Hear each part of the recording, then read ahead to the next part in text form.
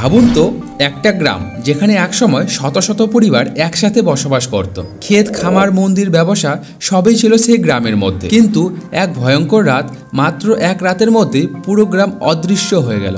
মানুষ নেই, নেই কোনো প্রাণের চিহ্ন। পড়ে আছে শুধু ভাঙ্গা ঘরবাড়ি আর ভয়ঙ্কর নীরবতা।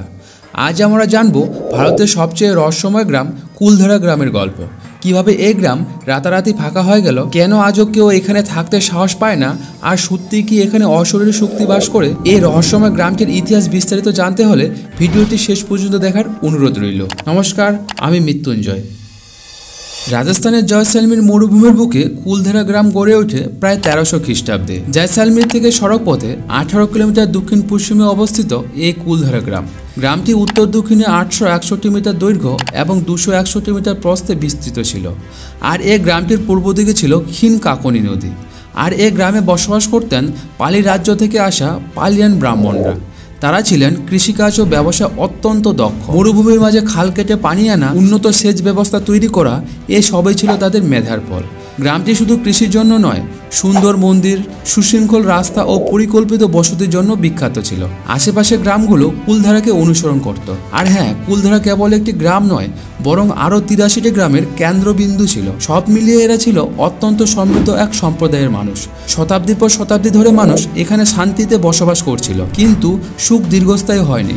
রাজনীতির কালো ছায়া এসে ভর করল এই শান্ত গ্রামে। সে সময় জয়সালমীরের শক্তিশালী প্রধানমন্ত্রী ছিলেন সালেম সিং। তার নাম শুনে মানুষ ভয়ে কেঁপে উঠত। তাই কুলধারার মানুষ তাকে ভয় পেয়ে ডাকত জালিম সিং বলে, কারণ তিনি ছিলেন নিষ্ঠুর, নির্মম এবং ক্ষমতার নেশার অন্ধ। সালিম সিংয়ের শাসনে কর আদায় ছিল খুবই ভয়ঙ্কর। কৃষকের সামান্য ফসল হলেও তার ভাগ দিতেই হবে। কেউ যদি কর অস্বীকার করত তবে তার শাস্তি ছিল ভয়ানক। কিন্তু সালিম সিংয়ের আসল দুর্বলতা ছিল নারীর সৌন্দর্যের প্রতি তার অসুস্থ আসক্তি। একদিন কুলধারা এক অতি সুন্দরী কন্যাকে দেখে সালিম সিং মুগ্ধ হয়ে পড়লেন। আর সেই মেয়েটি ছিল কুলধারা গ্রামের এক প্রধানের মেয়ে। ইতিহাসে মেয়েটির নাম লিপিবদ্ধ নেই, কিন্তু কথিত আছে তার সৌন্দর্যে মুগ্ধ হয়ে সালিম সিং ঘোষণা দিলেন, এই মেয়েটি আমার হবে, যেভাবে হোক আমি তাকে বিয়ে করব। গ্রামবাসী আতঙ্কিত হয়ে পড়ল। তারা জানতো শাসকের আদেশ অমান্য মানে মৃত্যু। তবুও তারা কোনোভাবে এই অন্যায় মেনে নিতে রাজি হলো না, কারণ তারা জানতো যদি মেয়েটিকে তুলে দেওয়া হয় তবে গোটা সমাজের সম্মান মাটিতে মিশে যাবে।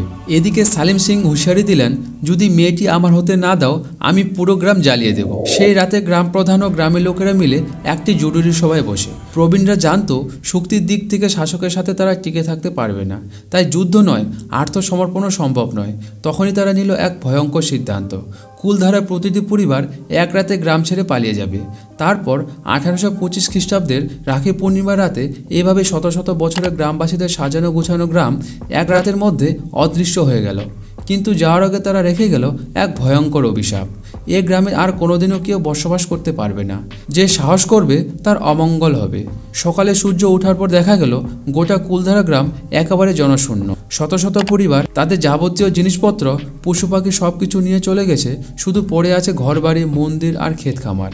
কিন্তু প্রশ্ন হলো, এত মানুষ রাতারাতি কোথায় গেল? কিভাবে গেল, যখন মরুভূমির মধ্যে কোনো রাস্তা পর্যন্ত ছিল না? আজ পর্যন্ত ইতিহাসবিদরা তাদের নতুন কোনো বসতির খোঁজ পাননি। এই যেন ইতিহাসের পাতায় লেখা এক অমীমাংসিত রহস্য। আজও কুলধারায় দাঁড়িয়ে আছে ভাঙ্গা ঘরবাড়ি, মন্দির আর অদ্ভুত নীরবতা। দিনে এখানে পর্যটকদের আনাগোনা থাকে, কিন্তু সূর্য ডুবে গেলে গ্রামকে ঘিরে ধরে ভয়ঙ্কর এক ভুতুড়ে পরিবেশ। পরবর্তীকালে রাজস্থান সরকার দাবি করেন যে এখানে কোনো ভূতের বাস নেই, তাই সরকার সবার জন্য উন্মুক্ত করেছে এবং 2015 খ্রিস্টাব্দে গ্রামটিকে একটি পর্যটক গন্তব্যের মর্যাদা প্রদান করে। আর এর ফলে হাজার হাজার মানুষ এখন এখানে বেড়াতে আসেন। শুধু স্থানীয় মানুষ নয়, দেশ ও বিদেশের মানুষও এখানে আসেন। আর অন্যদিকে ভূতের গল্প পর্যটকদের বেশ আকর্ষণ করতে শুরু করে। 2010-এর দশকের গোড়ার দিকে ইন্ডিয়ান প্যারানর্মাল সোসাইটির গৌরব তিওয়ারি দাবি করেন যে তিনি কুলধারায় অলৌকিক কার্যকলাপ পর্যবেক্ষণ করেছে। সোসাইটির 18 জন সদস্য ও দলের সঙ্গে আরও 12 জন গ্রামে একটি রাত কাটান। রাতের অন্ধকারে ছিঁড়ে শোনেন আর্তচিৎকার, চলমান ছায়া রাতভর অলৌকিক ঘটনা। স্থানীয়রা বলে এখানে রাত কাটানো অসম্ভব। মাঝরাতে ভেসে আসে পায়ের শব্দ, ফিসফিস আওয়াজ, কখনো নারীর কান্না। কিছু পর্যটক দাবি করেছে তারা অদৃশ্য ছায়া দেখেছে। আবার কেউ কেউ বলছে ভাঙ্গা চুল্লিতে হঠাৎ আগুন জ্বলতে দেখেছে, অথচ আশেপাশে কেউই ছিল না। ইতিহাসবিদরা নানা ব্যাখ্যা দিয়েছেন।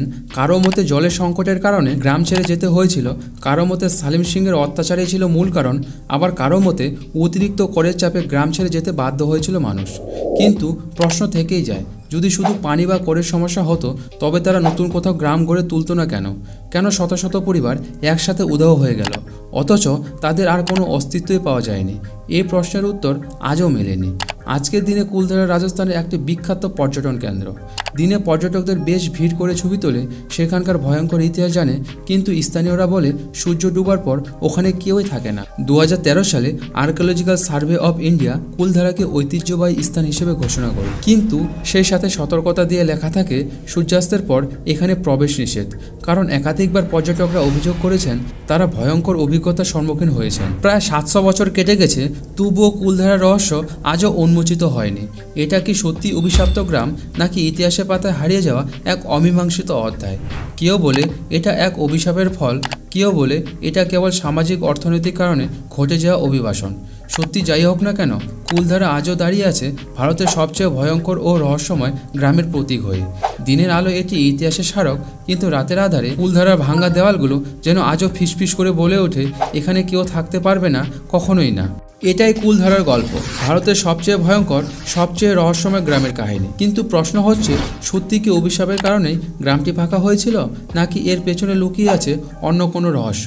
এই ঘটনার আসল রহস্য আপনারা কি মনে করেন? কমেন্টে জানাতে ভুলবেন না। ভিডিওটি ভালো লাগলে অবশ্যই একটা লাইক দিন, আর এমনই আরও রহস্যময় কাহিনী পেতে চাইলে এখনই চ্যানেলটিকে সাবস্ক্রাইব করে রাখুন, কারণ সামনে আরও অনেক ভয়ঙ্কর রহস্য আপনাদের জন্য আসছে। নমস্কার, আমি মৃত্যুঞ্জয়।